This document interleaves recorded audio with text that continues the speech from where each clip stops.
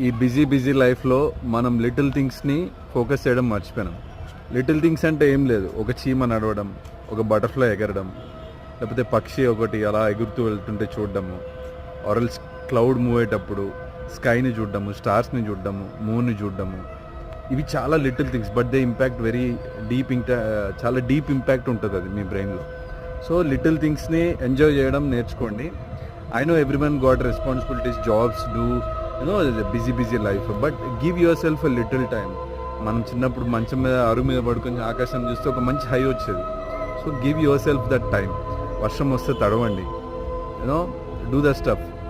Next year వర్షం పడితే తడవడానికి నువ్వు ఉంటావు లేదు తెలియదు, because you know where your life ఎక్కడ ఎండప్ అయితే మనకు తెలియదు. So enjoy every little moment in your life. Okay, have a good one. Get it serious. I'm talking about get serious on nature, not on other things. Okay, bye.